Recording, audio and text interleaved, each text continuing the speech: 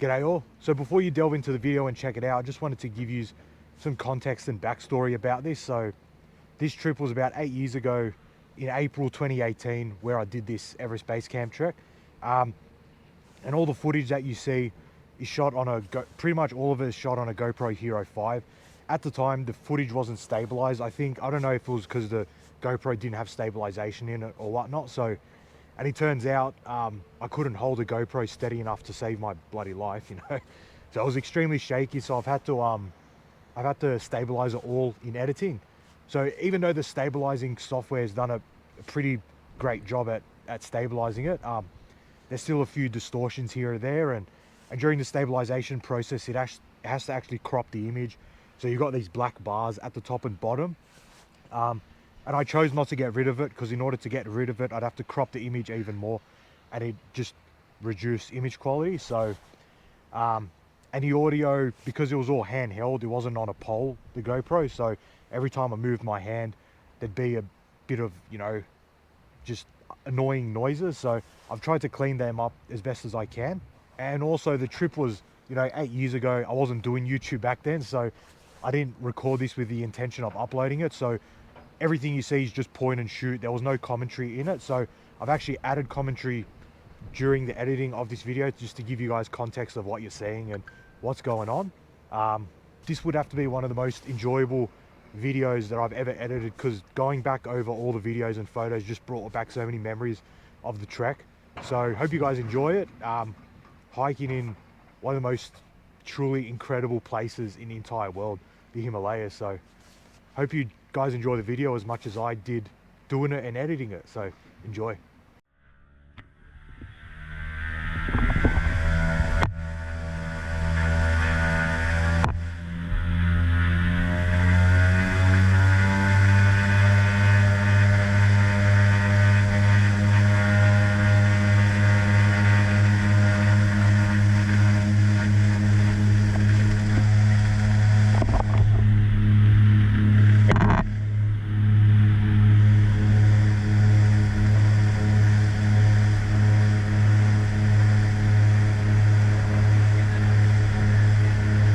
The flight from Kathmandu to Lukla is still to this day probably the most incredible flight I've ever taken. There's just something like so unique about being on a plane and then looking out the window and seeing the mountains at literally the same height as you as you're flying, like seeing the giants of the Himalayas. The even crazier thing is the mountains just get higher and higher the closer you get to Lukla. It's just like the most incredible flight I've ever taken in my life, hands down. Alright, and so we come into Lukla Airport, which is notoriously known as the most dangerous airport in the world. And it's also really, really unique. So the runway is actually so short that it's got a, you know, roughly 11% gradient to it. As you can imagine, because it's so short, they've built that gradient into it to help the planes pick up enough speed on takeoff and then help them to actually slow down. And if that wasn't enough, the start of the runway is just this sheer vertical cliff drop off. And then at the end of the runway, there's another sheer cliff face, this massive mountain. So, you know, if you butcher the landing, there's basically no bailing out.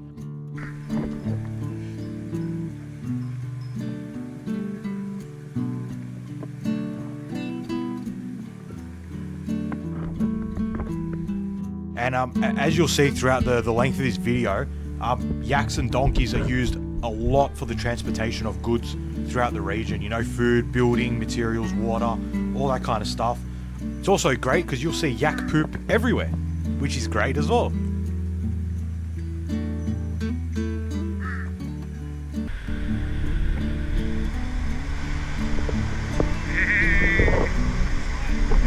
One of the big highlights of this trek, and one of the things that I bloody loved about this whole thing, were the suspension bridges. So I lost count of just how many there were. There were so many, but it's an incredible experience crossing these. Like, they're suspended super high above the valley floor. If I remember correctly, this particular one was roughly 125 meters off the valley floor. So definitely not for those who are afraid of heights, but crossing every single one of them was bloody sensational.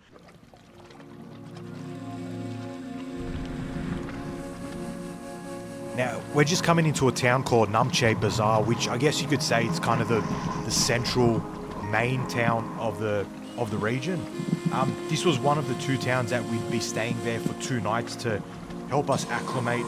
So we'd hiked up to a small peak that gave some awesome views of the town and the surrounding mountains, as well as to the Tenzing Hillary statue. So Edmund Hillary and Sherpa Tenzing Norgay were the first climbers that were confirmed to have reached the summit of Mount Everest.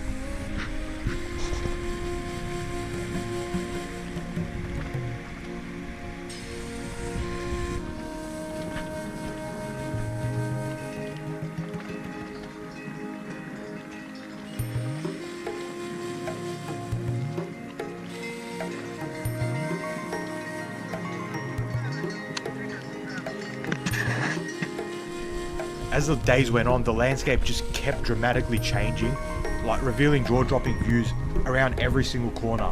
Now this mountain in particular, Amadablan, was my favorite of the whole trek by far.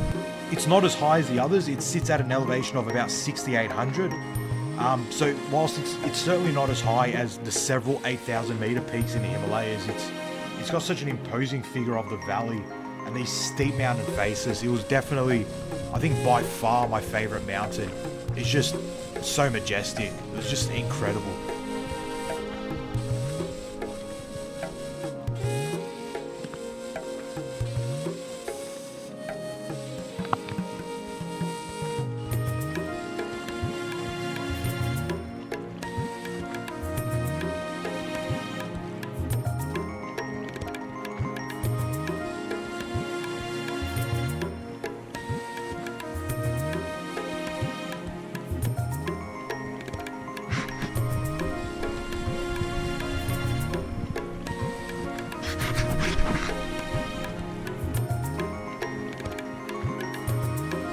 Now this was the second of our acclimatization hikes. We started from our base in Dingboche, which was, I think it was about 4,400 meters. And if I remember correctly, I think we hiked up to a hill called, excuse the pronunciation, but I think it's pronounced Nangashang, at an elevation of just above 5,000 meters. So, you know, we did about a 500 to 600 meter climb. And the views from the top were friggin' remarkable, like jaw-dropping views. Like, look at this. It's just not many words. I'm lost for words. I was lost for words at the time. You really can't believe what you're seeing. It was just so beautiful.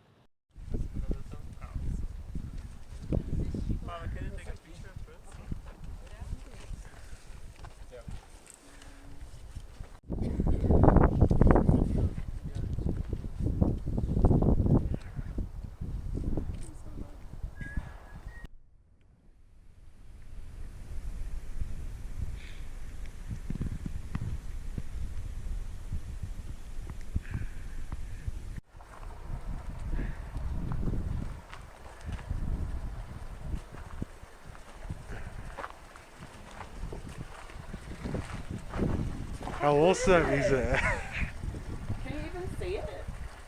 Yeah, my phone is picking it up now. Now, believe it or not, this was actually the first time in my life I'd ever experienced snow. Or snowfall, or any kind of snow for that matter. So, this was a pretty cool moment. It was a pretty special moment. I think it's fair to say my fashion sense definitely hasn't changed much since then either. You know, I'm still rocking the socks and thongs. So, no, this was an awesome moment. I loved it.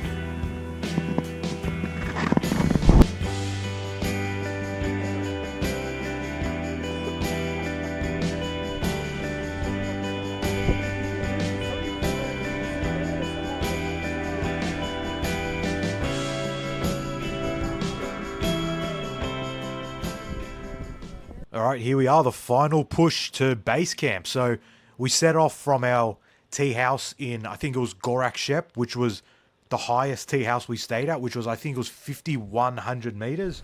As far as altitude sickness, I didn't cop it that bad, to be honest. Up to this point, all I had was like a mild headache and a complete loss of appetite, meaning nothing tasted good, and I didn't want to eat anything. Like, you kind of have to force the food down because you need that energy big time.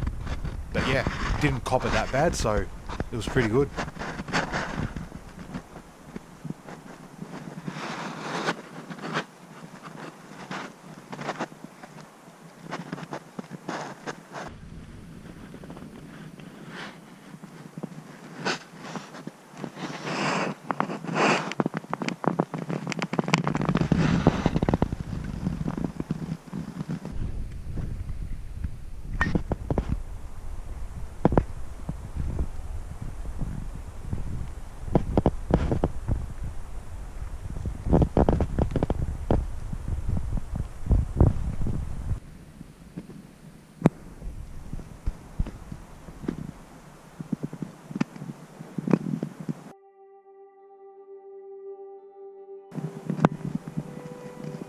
Here we are, 9 days later, roughly, 65 kilometers later, 5,364 meters above sea level, the base camp of the highest mountain in the world, Everest. Now, this was a pretty special moment, I'm not gonna lie. You know, I think I did tear up a bit because it was a pretty special moment, and it's not to sound corny, but it's a pretty life-changing moment. You know, it was definitely probably one of the best things I've ever done. Yeah, you couldn't wipe that shit-eating grin off my face. What a mug. Look at that mug. But I loved every moment of it. It was incredible, absolutely incredible.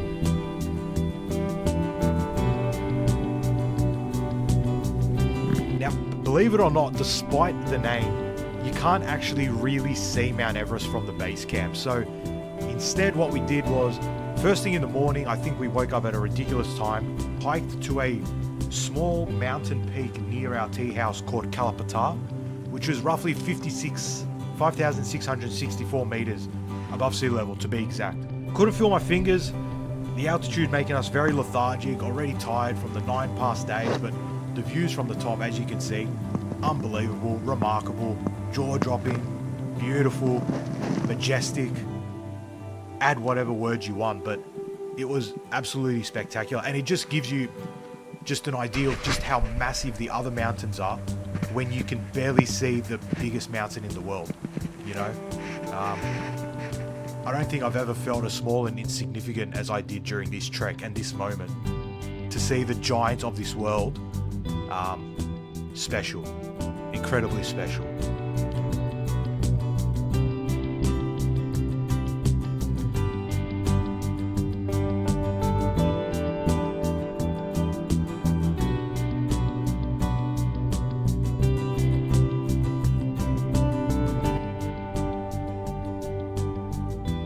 And so we begin our surprisingly very quick descent back to the airport. So it takes you 9 days to get to base camp, but it only takes 3 days to get back there. So, you know, that's the altitude for you.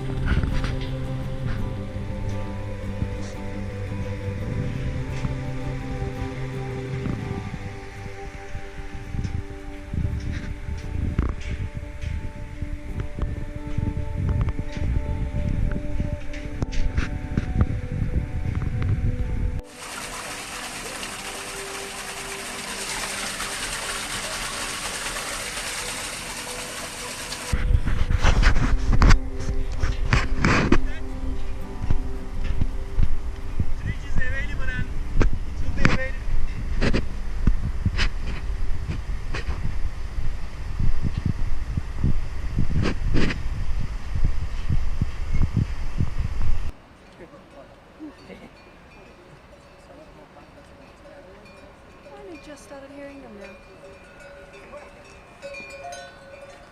She's a quick one. Yeah.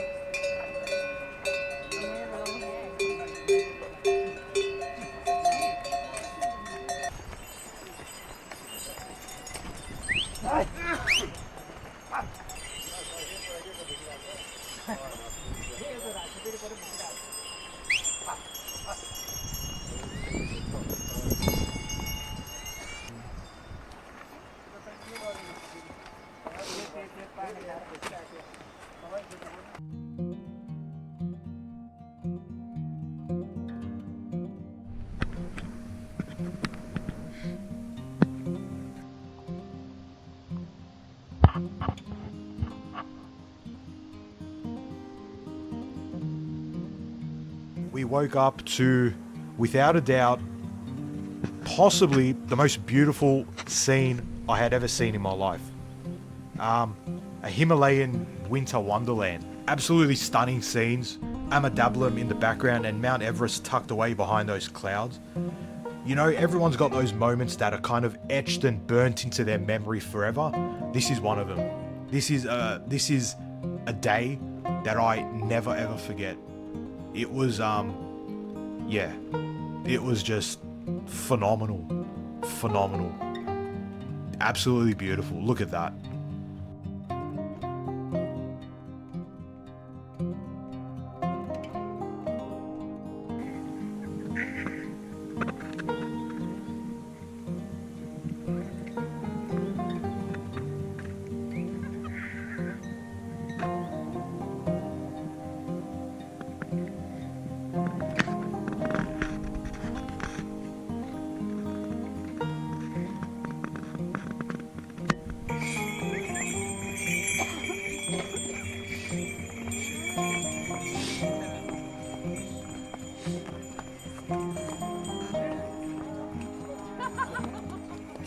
Oh.